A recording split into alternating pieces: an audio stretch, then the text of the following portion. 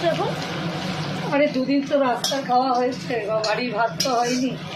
সেই বাবা খাসির মাংস নিয়ে এসছে, 750 গ্রাম খাসির মাংস নিয়ে এসছে,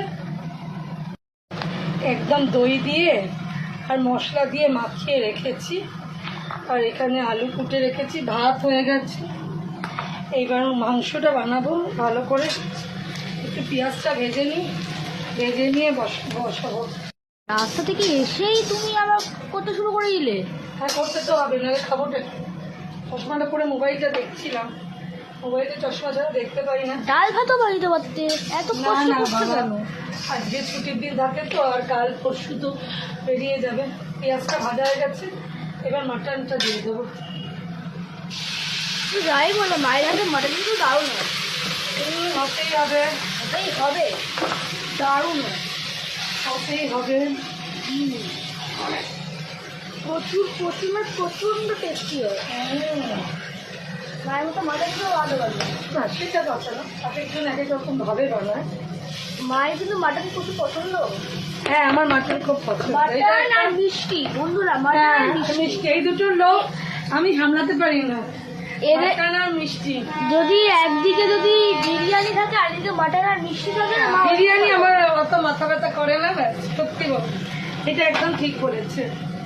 বিরিয়ানি নিয়ে আমার মাথা ব্যথা নেই, হলো না। মা দুটো এম কে পছন্দ করে, মাটন আর মিষ্টি। মিষ্টি আর মাটন এই দুটো ভালোবাসি, এটা ঠিক বলেছে একদম কথা। খাসি এর মধ্যে না সমস্ত মশলা দেওয়া আছে, জানো তো। আমি যে ম্যারিনেটটা করেছি ওটা করে আমি ঘন্টা 2-3 রাখি, কিন্তু আজকে আর সম্ভব হলো না। মানে ধরে নাও 8 ঘন্টার মধ্যেই বসিয়ে দিলাম, আর এর মধ্যে ম্যারিনেটটা করে রাখতে পারলাম না। যেটা ওভারনাইট আমি ম্যারিনেট করে রেখে দিই খাসির মাংস, সেটা সম্ভব বন্ধুরা জানো তখন তেমন। এবার আমি বলে দিই, তারপর তুমি বন্ধুদের বলো। এটা দিয়ে টাকা দেওয়া যাবে না, দেখ প্রচুর ছোট, প্রচুর ছোট একটা বড় থালা নিয়ে আসি। দাঁড়ো, চাপা, এটা এখন চাপা দিয়ে ভিটে ভিটে হবে। আর রাত্রিবেলা একটু মানে বাড়িতে খাওয়া তো একটু শান্তি করে খাওয়া। দুনিয়ার সব একদিকে, নিজের বাড়ি ধরো ডাল ভাত একদিকে। মা বলো, তোমার হাতে না খাসির মাংস আর বিরিয়ানি আলাদাই হয়। আমার হাতে খাসির মাংস বিরিয়ানিটা আমি খাই। এই রাস্তার বিরিয়ানি গুলো আমার একদম ভালো লাগে না। হ্যাঁ, আমার খুব একটা ভালো লাগে না, কিন্তু খেতে হয়। আর এরা দুদিনই দীঘাতে কেনা বিরিয়ানি খেয়েছে, ওই সিরাজের না, বল হ্যাঁ, জায়কা বল না, জাইকা।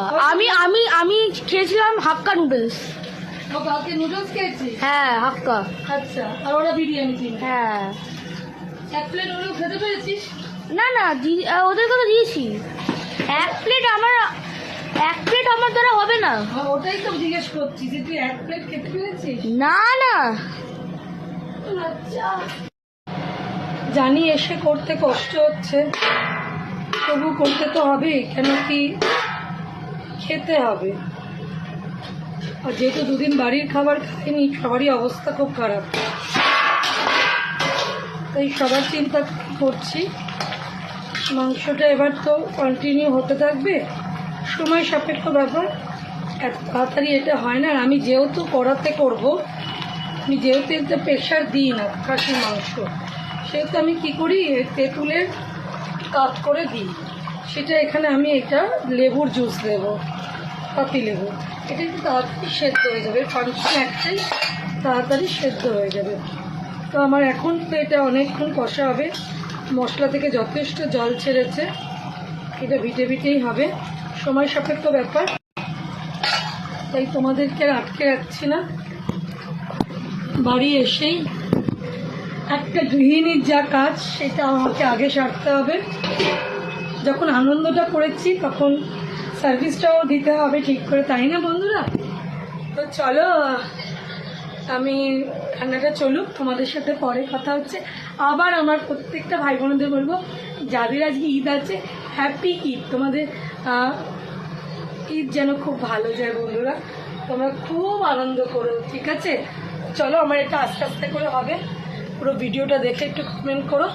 আমি পরে আবার তোমাদের সাথে ফেসবুক আরেকটা ব্লগ রেডি করবো, যখন তখন তোমাদের সাথে কথা বলবো। টাটা বন্ধুরা, একটা গঠনমূলক কমেন্ট অবশ্যই করে যেও।